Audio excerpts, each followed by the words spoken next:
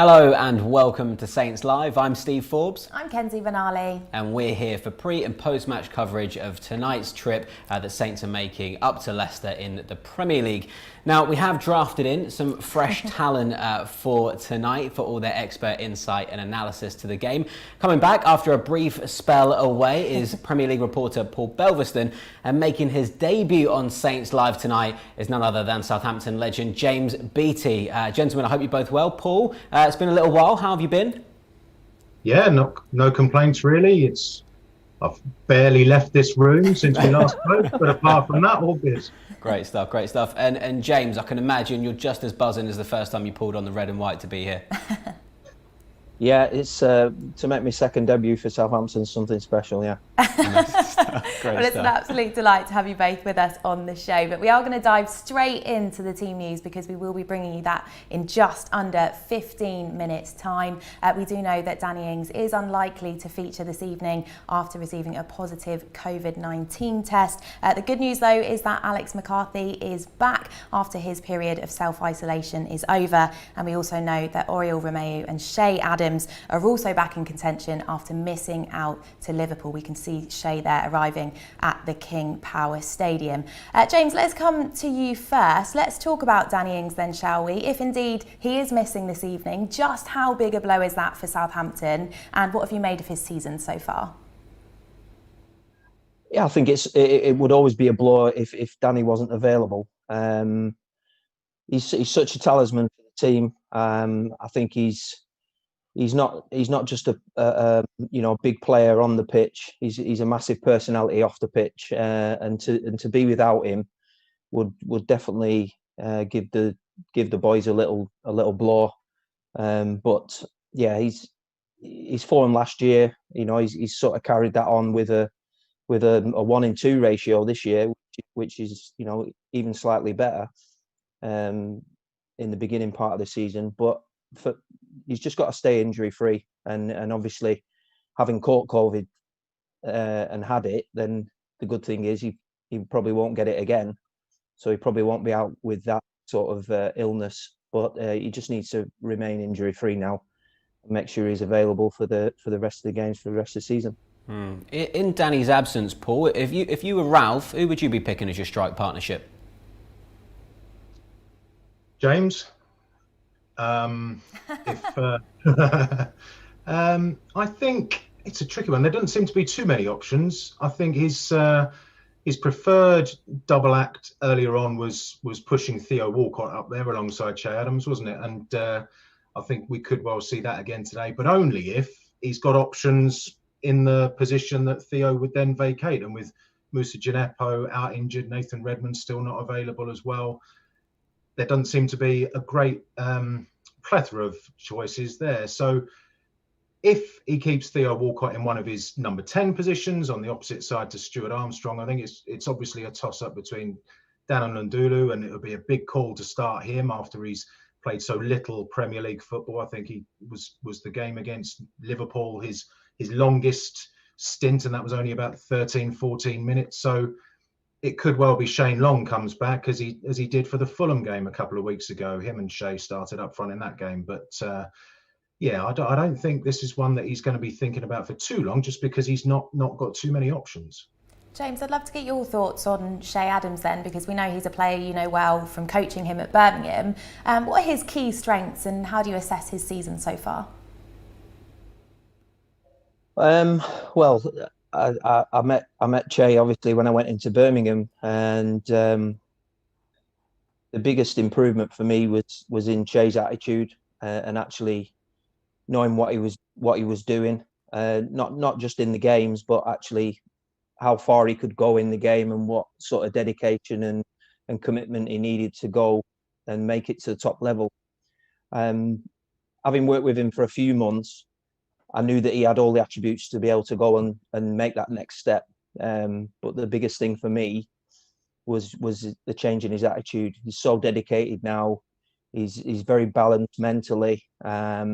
I know he's happy on and off the pitch, and he's using his attributes now, which are his pace and his strength, And he certainly knows where the net is. He scores goals from all sorts of angles in training and in the games he's shown recently.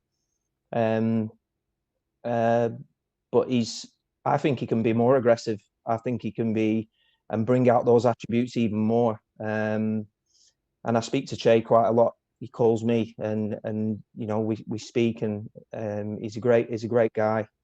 And he's got a bright future ahead of him. I think one of the areas that I would continue to work with him on would be his movement, both in possession and out of possession. I think he could do more to get into more intelligent positions when the players like James Ward-Prowse have the ball, and Stuart Armstrong, and I think he could take up some better, more intelligent positions in the box to get more goals. Yeah, well, it was Shea and Danny that did combine for the winner the last time the two sides met. And that's a poor pass from Barnes. Now Ings has it. Oh, and his first touch, but he's still got it in the box. Ings, right-footed, saved by Schmeichel. Ings will get another chance, saved again by Schmeichel in front of him. Then they take the free kick quickly. I thought he might be offside, Vardy, but he's going to get there first. And he's got a man free at the back post. Vardy pulls it back, and it is 1-0. And in their first real attack of the whole game, Leicester have scored against Saints. Plays an early ball into the box. It's missed by everyone. Comes out to Armstrong. Wants it on his level. Deflects, and there's the equaliser. Saints are level. They've been behind for less than 5 minutes. Cedric plays a clever ball down the right for Armstrong. Plays it low into the near post. Hits the crossbar from Danny Ings and cleared away by Ricardo for a corner. Everyone tussling away because back out. That low shot was goal bound as well. And then another one hits the crossbar. Unbelievable strike. Bertrand's left foot. Schmeichel goes up, he misses it, and it's cleared off the line. Now, backhander from Chowdhury's paw. Saints are onto it here. Armstrong to Long. Long's onside, says the linesman. Long in the box, he's brought down. That's a penalty. Shane Long might have stepped offside. You're talking absolute millimetres there, Adam. And a nice 1-2 with Redmond over halfway. And that's a great ball. And this time Ings is onside. Ings against Schmeichel. And it's going to roll in the net. And Danny Ings has done it again. Big screen says 89 minutes approaching. And it goes free header. And there it is. 2-2. It is offside. The Saints fans celebrate. Well, that was a fantastic 2-1 win there to avenge the 9-0 game that, we don't talk about. But Paul, just how important was that victory?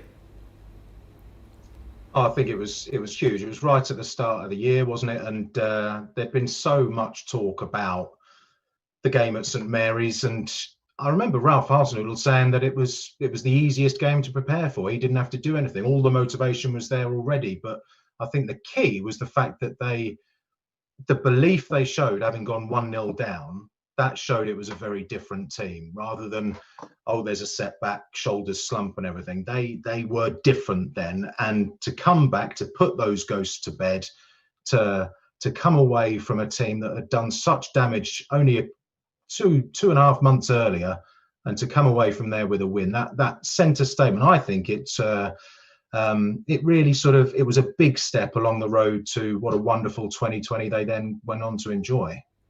I was at that game and it really was absolute scenes at full time. A wonderful win. And another wonderful win was, of course, Southampton's last Premier League outing against Liverpool. I mean, what a win that was, James, winning 1-0 against the current champions. Just how much can a result like that boost confidence in the dressing room?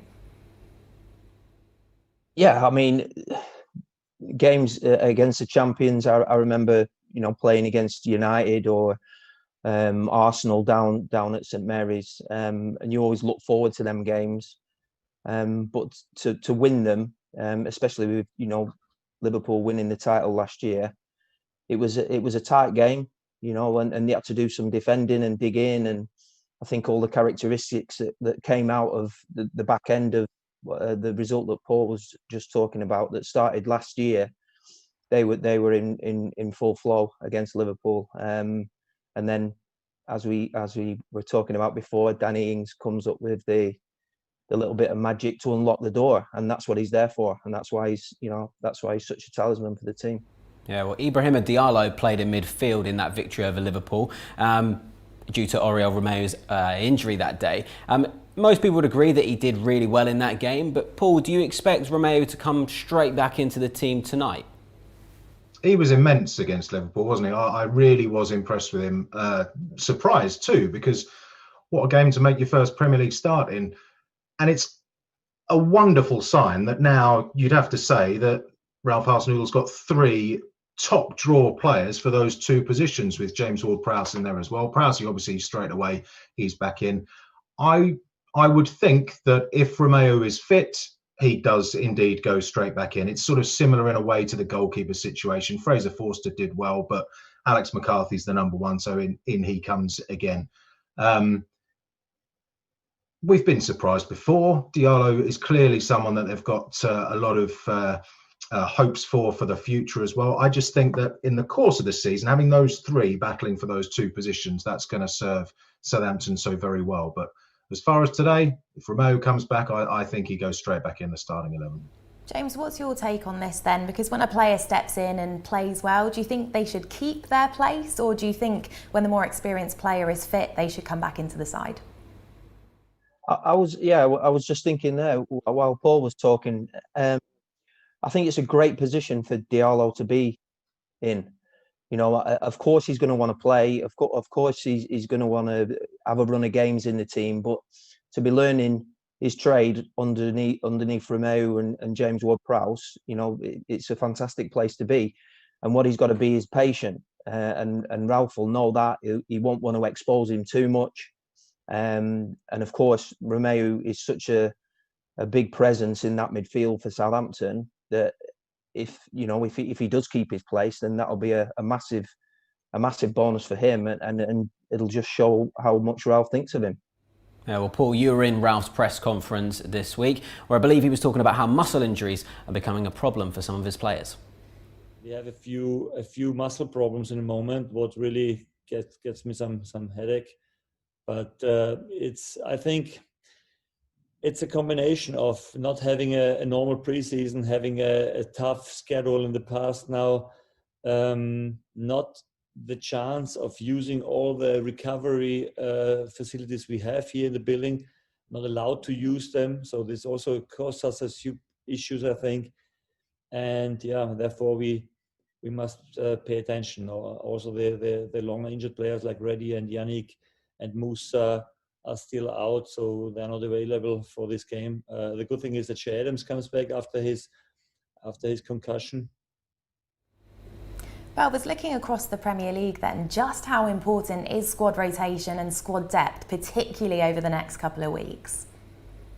Well, funnily enough, I spoke to Ralph in that press conference from Fleet Services on my way up to the Arsenal game that night against Crystal Palace. Is one of the benefits of having to do everything on Zoom these days. And saw in that game that Pablo Mari, Kieran Tierney, they both pulled out of that game with muscle tightness. Just a precaution, but you are going to see so many more of these little dropout, these niggles that force players to miss perhaps a few more games than they might have in the past. And another thing I thought was very interesting that Ralph said about how they don't have access to all the treatment facilities that they do normally because of COVID and all that sort of thing. So I think that's something that I'm certainly going to look to explore a bit more in the next few days, because presumably that means other areas outside of the training ground. But it's something I'd certainly not have thought of before. So long-term injury victims are perhaps going to take longer to come back, but also players who perhaps would have played despite a little knock or a niggle. There's going to be a bit more sense of a precautionary measure here or there. And no, we're not going to risk you today. We're going to put him in instead. So I think definitely that the bigger squads are going to benefit. Yeah, I think so too. Well, so far on Saints Live, we've had the thoughts of Belvers and James Beattie, but let's invite the thoughts of the fans now, just before we bring you the team news. I think we've got time for 1 or 2 comments. Chris Owen on Facebook, hello to you. He says, a win will do, watching from Norway. Thanks for your company. JB on YouTube says, if no Ings, I'd play in Lindeloo over Long. And Christopher Ball has also given us his thoughts. He says, come on Southampton, we can do this. He's keeping a clean sheet for the Saints this evening. He thinks they'll win 3-0. and Luke has got in touch and says, I wonder if Forster or McCarthy will play. Well, Luke, I can tell you that Alex McCarthy comes back into the side to replace Fraser Forster. The back four is made up of Carl Walker-Peters, Jan Bednarek, Jack Stevens and Ryan Bertrand. In midfield, I suppose the headline team news is that Ibrahima Diallo keeps his spot in the side alongside our captain James Ward-Prowse. Out wide is Stuart Armstrong and Will Smallbone, and Shay Adams and Theo Walcott lead the line. The Southampton substitutes then are as follows: Fraser Forster, Jake Vokins, Jan Valerie, Alan Chatipet, Caleb Watts, Chegs Chalk, Will Ferry, Dannon Lundaloo and Shane Long. So, Belvers, let's come to you first. I suppose we've got to talk about what we've just been addressing. We weren't sure what was going to happen, but Ibrahima Diallo does keep his spot in the side. Is that a surprise to you? Not with no Oriol Romeu in the squad at all, but yeah, not having Romeu in the squad is a surprise. I did think he was going to come back, and as we spoke earlier, it would be a battle between the two. But I think that that's a very safe pair of hands, as he showed against Liverpool. It's another very tricky game for him in the middle of midfield, but yeah, I've got every faith in Diallo there. It's the interesting one also seeing Theo Walcott pushed up top again alongside Shay Adams with Will Smallbone coming in. I haven't got the stats here, but I don't think he's played very much this season, Smallbone. He's had injury problems as well. And once again, it's a very young bench, isn't it? I mean, at least this time, Shane Long is joined by another senior pro in Fraser Forster, I suppose, but lots and lots of academy experience there, not so much Premier League experience. James, what do you make of that starting 11 then? A great opportunity for the likes of Will Smallbone today. Yeah, definitely. I think, as we said, Diallo had a great performance against Liverpool, and Smallbone's coming in on the wing. We know Southampton defending a 4-4-2, but he'll be rolling inside to play in the the number 10 alongside Stuart Armstrong in behind Theo and Che. I think they'll have their hands full, in midfield with Leicester's midfield, but. Hopefully we can get 4 clean sheets in a row and we can pull a result out. Yeah, well, let's hope they do, and let's move on. We're going to rewind the clocks back now to May 1999. Southampton had been in the relegation zone all season, but with just 3 matches to go, they still had a chance of survival. Leicester City were the visitors to the Dell that day.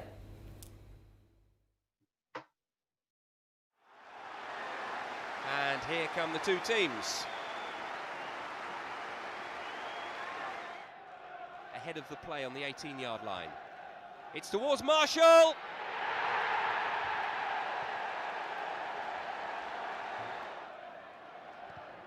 It's a real blow for Southampton. Letitia, keepers off the line. Oh! What a save, and what a piece of play by Matthew Letitia. Beattie. Options to his right. One of them is Dodd. Jason Dodd. Marsden!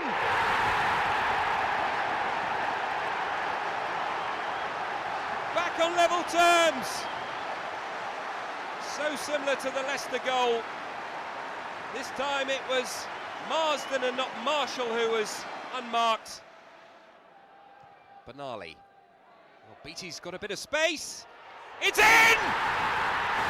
James Beattie!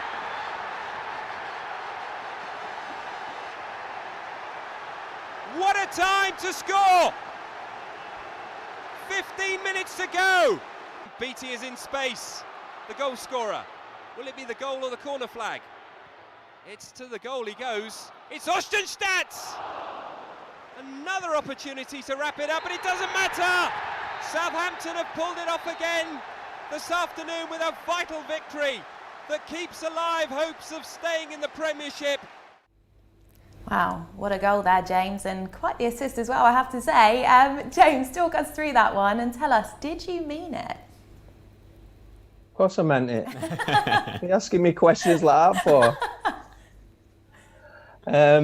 Yeah, I mean, it was a great ball by Franny. And to be fair, I was just trying to put it into an area. But it seemed, it just bent in the top corner, which was nice. we needed that goal, actually. Yeah, I think that was a great escape here. So we definitely needed it. So I was thankful to see it go in. Yeah, Paul, it was very similar to the goal that Danny Ings scored against Liverpool last week. I hate to put you on the spot, but who did it better, Danny or James? You sat right there. Well, there's only one answer, isn't there? Danny. Yeah. Like it, Paul. Like it. Funnily enough, I was reminded of that goal. What was it? A couple of months ago now, just before James Ward-Prowse scored the 1000th goal in the Premier League for the club. I was doing a feature for that moment, so looking over the greatest goals, and it was basically a Letizia fest.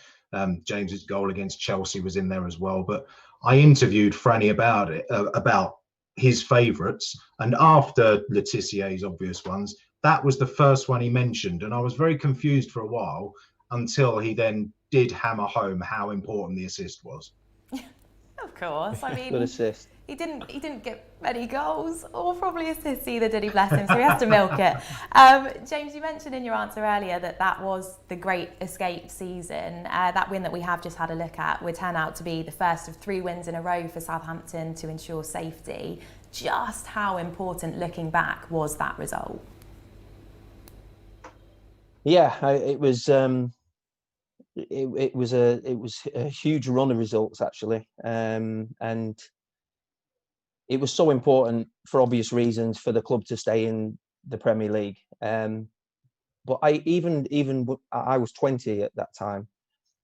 Even at that time, I sensed a confidence from within the dressing room that we were going to stay up. And many people have asked me, how do you sense that? Because I was new to, elite environments at that time, and it was just the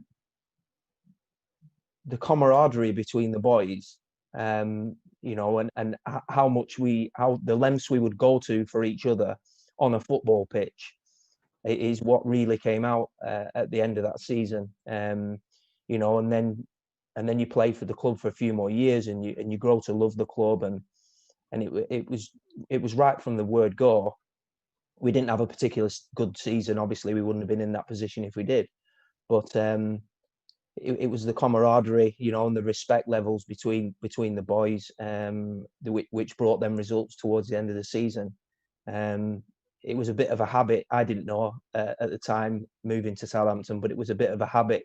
I heard that they were down the bottom, and then they sort of started getting results towards the end of the season. But it was quite new for me. But it was great to be part of. Obviously, at the wrong end of the table, but to see the crowd, the faces on the crowd when we did manage to stay up was brilliant. Yeah, it wasn't the only time you scored against Leicester for Southampton, though, was it, James? You also netted in a 4-0 win over them at Filbert Street in 2001, and then got a late equaliser in a 2-2 draw at the King Power Stadium in 2003. So I take it you've got some pretty good memories playing against the Foxes.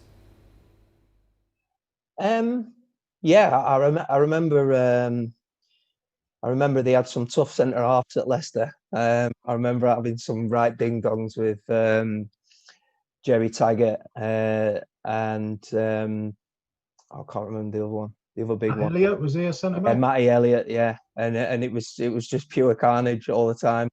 But that result, that 4-0 result, was a good one. I remember Marion got 1, and I think Anders Svensson maybe got 1 or 2 in that game. But it was. I remember Filbert Street as well. I used to quite like playing there. And then obviously they moved to the new stadium, like a lot of teams did around that time. But yeah, I used to enjoy playing against anyone. I can't do it anymore, so I always fondly remember playing games. Yeah. Well, James, the fans watching along at home are fondly remembering all of these goals we're seeing and enjoying watching you play in the red and white. We have a comment here from Rowan. He said, James Beattie, the Saints legend himself. And lots of other fans are getting in touch as well to tell us how pleased they are with the way the Saints line up to take on Leicester tonight. Josh has said on YouTube, lots of young talent on show tonight. They have a chance to show up and show us what they're made of. JB, also on YouTube, hello to you. He says, glad Smallbone gets a game. He deserves the chance. Another comment here from Christopher on Facebook. He says, excellent to see Smallbone in the team. Great to see youth players coming through. It's always wonderful to see. It certainly is. Fern, hello to you. We're having your company from the Midlands today. She says, we can do this. And we have a comment here from Anne on Facebook. She says, good luck, lads. You can do it. Come on, you Reds. Right, well, on our last show, we talked about Southampton's best goals of 2020, but as neither James nor Paul were there to talk about it, we thought we'd do it again. So here are the contenders. Then they do force the error out of Spurs, and then they lift one over the top for Danny Ings. Ings in the box, onto his left foot, it's brilliant. It's a fantastic goal from Danny Ings. That's a good ball into Redmond, back to goal, holds off the defender Kelly, then turns away from one, into the box, fires a brilliant goal. Nathan Redmond puts Saints into the lead. Now they've really got the ball off, they've done it. Zinchenko caught and the long shot taken, that's 1-0 to Saints. What a strike, and what a way to get your first goal for the club. Here's a corner from Ward-Prowse, whipped into the danger area, and Southampton have equalised. And it's Michael Obafemi. Here comes Armstrong off that right-hand side again, good run. Adams leaves it and the volley goes in the net. Terrific volley. From Ryan Bertrand's left foot, Saints player falls over, Vestergaard can't win it, Walcott will volley in low and it's gone in the far corner, and it may be big. Yannick Vestergaard got a touch on its way through. Ward-Prowse's right foot whips it past Martinez, and he does score on his birthday to go with his assist, and James Ward-Prowse has 2 in 2. He's right, he's got 2 to his left. Ings in just on the edge of the penalty, shoots, it's a thunderbolt. Right-footed, stunning finish from Danny Ings. Across to his left, first real action of the game with almost 7 minutes gone. Nice snapshot from Adams Day. And Saints have it again. Walcott, and then it's volleyed in by Adams. Brilliant by Southampton. Ward-Prowse from a yard outside the box on the left, curls it, and it is in, and he has done it again. It's number 9 for James Ward-Prowse. Well, there were so many great strikes there. Chaps, let's come to you for who your favourite is. James, let's start with you. I think I'll have to go for Che's goal. What did you like so much about it? It's just instinctive. He's got the technique and the ability to do that. And it's just an instinctive finish. I can remember scoring a couple similar. Fair enough. And Paul, out of those contenders, which was your favourite? Shea's was magnificent, wasn't it? What a moment, and an incredible performance by the team to beat Man City, but also just the fact that your first Premier League goal and you score it like that, it's just insane. He's had a good teacher. I knew that was coming. I had to get Belverstone. But it's having the the audacity to do that and the confidence to do that as well. But obviously having the technique. But as I say, he can score goals from all over the pitch, even from ridiculous angles. And you want to see more of it from him. Bring it out, bring that confidence and that ability onto the pitch.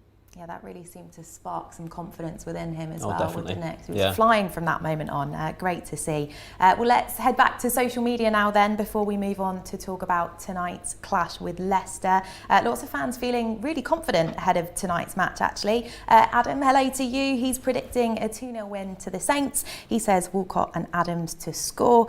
Stephen, thanks for getting on touch. He's on YouTube this evening. He says a young team and a fast team. Interesting with the bench. I'm sure Ralph Ralph has a plan. He always does, Stephen. He always does. Matt Leach has left us a comment as well. He's on Facebook. Good evening. He says, strong pressure high up the pitch. We'll win this one if we can force mistakes. Leicester on paper have a stronger side, but we have a solid spine and match winners in our side. And then, of course, we've got a lot of love coming in as well for James on the show today. Justin on Facebook has said, love James Beattie. And Jermaine Woodmore on Facebook has said, love James Beattie, my childhood hero. So thank you very much for everyone for getting in touch, for boosting James's ego as well. I'm sure I could see him smiling away on the Zoom call there. There's just love coming in for James, is there? And plenty of love coming in for Belvers. I just don't want to boost you up too much, Belvers. There was plenty of comments I might tweet now, Belvers, for you.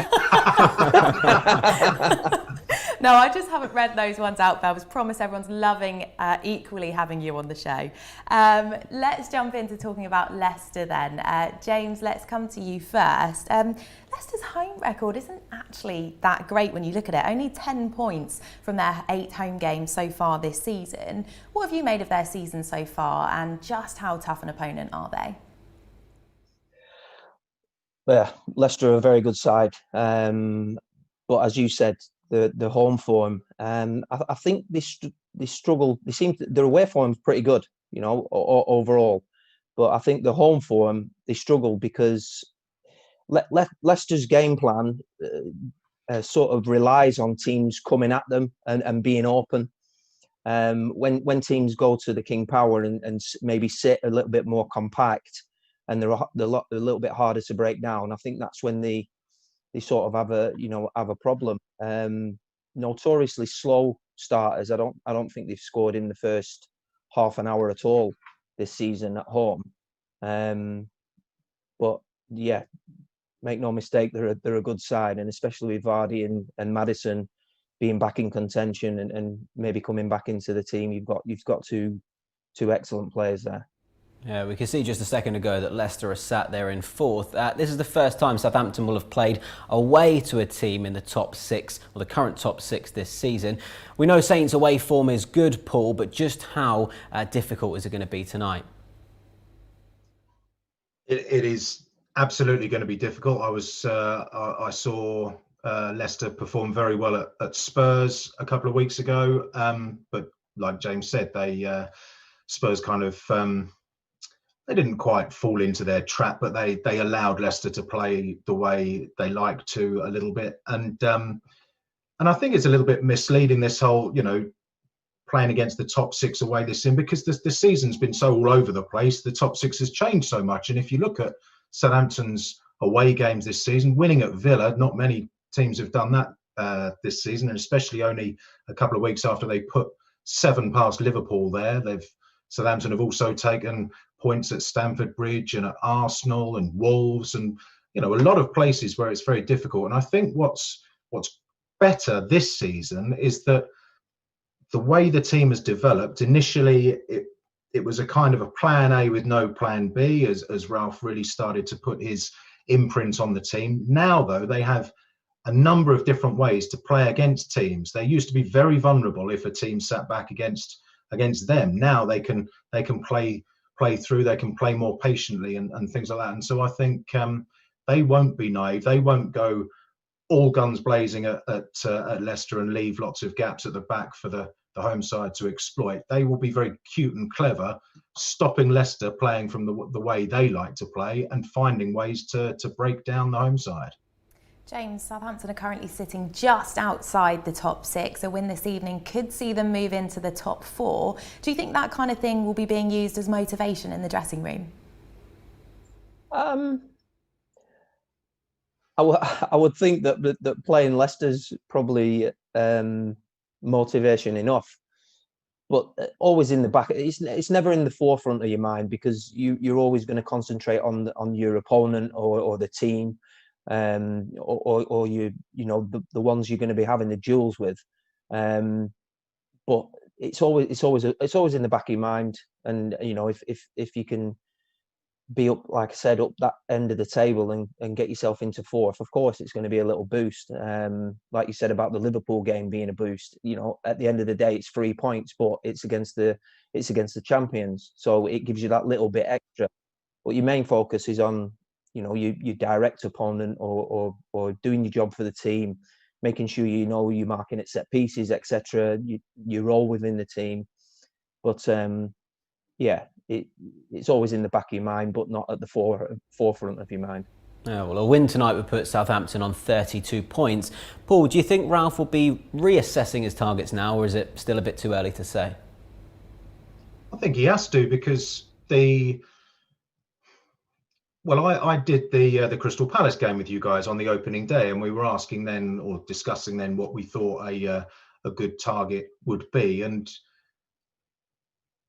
remember, back then we were still sort of worried that Southampton could be involved down the bottom of the table, not relegation candidates per se, but the first target was to get out of that group, and that happened so very early. And the idea of being on 32 points already before the halfway stage is incredible. So we were hoping that Southampton would establish themselves again as a sort of a middle of the table team this season. Now they should surely be looking a lot higher, and particularly with this strange season that we're having, where no one, apart from, you think Manchester United are going through ups and downs, Man City, Liverpool are going to be up there. There is going to be space in the top six, I think, for a team that isn't perhaps used to being in there. So, you've seen Arsenal and Chelsea and Spurs all slip into good form and bad form. Southampton have been more consistent in a lot of ways than them. So why not aim to be, over so many of those sort of ultimately disappointing seasons, the talk at the start was, how about being best of the rest and taking advantage if one of the big six slips up?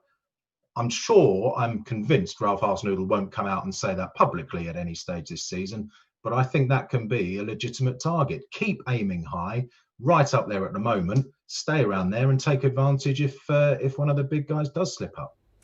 James, players are being told not to over-celebrate tonight, given the increase in COVID cases across the Premier League. Just how difficult would you have found that, not to be able to celebrate a goal? And also, how important is it that these players set an example? I think it's very important they set an example. But in the euphoria of scoring a goal, and bear in mind this is brand new. It's not something that they've been told weeks and weeks ago or years ago. So growing up as a kid, you're in the habit of celebrating goals and hugging your mates, right? But so this new sort of guideline has come in. I think it would be very difficult at the start. We've seen, just earlier on today, the West Brom players, they sort of did well in the celebration for the goal, but then at the end of the game, they lost themselves and they found it difficult, and they were hugging each other. I think it's up to the individual clubs to implement whatever they want to tell their own players. But I think it's a good way to have an outlook on what's actually happening in the world with this pandemic. And if the players can lead and show people that they're disciplined enough to not hug each other when they're scoring a goal, then I think that would be amazing. Will it happen every time? No, because as I say, in that euphoric moment when you've scored a goal for your team, it is difficult, and it's not a question of discipline or anything like that. It's just a matter of, it'll take time, like everything else is doing. It'll take time to implement, but I think it's a good thing that if the lads can do it and they can adhere to it, then great. But it's not an opportunity to shoot players down if on the odd occasion they forget. But yeah, I think that's sort of my view about it. But would I? Yeah, of course, you want to be mindful of the situation and other people's situations that they haven't hugged the loved ones for a number of months, and then they see players on the telly doing it. Yeah, be mindful of that and be respectful towards that. But it's a difficult one, because in that moment, as I say, there's not many people who watch the games have actually experienced that. if any. So, just bring the guidelines in, but then don't use it as an excuse if somebody sort of forgets from time to time. Well, it's time to get your final thoughts, gentlemen, and put you on the spot for some score predictions. Paul, let's come to you first. What kind of game are you expecting tonight, and what do you think the result's going to be? I think it's probably going to be, I was going to use the word cagey. I don't know if I want to use the word cagey. I think it'll be tight. I don't think there'll be an enormous amount of clear-cut chances at either end. And I do fancy Saints to nick it, not just because you're employing me tonight. Love that. Leicester aren't the same team at home as they are away, and I really enjoy watching Southampton at the moment. I think they've got some new and exciting ways to unlock defences, and even without Danny Ings, I think they'll find a way. So 1-0, 2-1 to Saints, something like that. Okay, and James, what are you expecting to see tonight, and what's your score prediction? Well, I was going to say 2-1 then. So Paul, you can have 1-0. And Saints, on your score prediction, Saints can keep their clean sheet. I think hopefully Southampton will win. If they can get off to a quick start and take advantage of Leicester's slower starts in recent home games for Leicester, then hopefully we can hit the ground running and have a repeat of last season's result. Two great predictions there. Yeah, It'd be great to definitely see the Saints climbing the table again tonight. Well, just before we say goodbye, we are going to take one more look at what the fans are saying at home. Lots of people joining us from all over the globe tonight, which is absolutely great to see. Thank you very much for tuning in. Phil is on YouTube. He's listening in from Vietnam. Hello to you. He says, come on, you Reds. Paul Williams on Facebook says, good to see James Beattie this evening. Sorry, Belvers.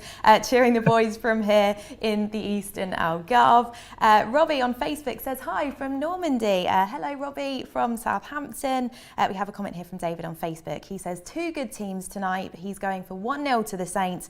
Keep it tight at the back, keep the ball and nick the goal. Come on, you Reds. Another comment here from Alan on Facebook. He says, we're watching from frozen Finland. Come on, Saints. And a fantastic comment here. Not sure whether this is the real Klaus Lundekvam or not, but let's say it is. This comment is from Klaus on Facebook. He says, great seeing Beattie Boy and Paul on the pre-match show tonight. Fingers crossed for a great result for our beloved Saints tonight. So there you go, Klaus Lundekvam getting in touch on Saints Live and not only nodding to the fact it's great to see James here, but also you as well, Belvers. So we did get some great comments in for you both. Everyone is equally happy that you're both joining us. It was great to have your company, but that is all we have time for today. The action will be getting underway at the King Power Stadium in just over 30 minutes time. Myself, Steve, Belvers and Beats will be back with you to talk about all the major talking points from that game. So do make sure you join us on the final whistle.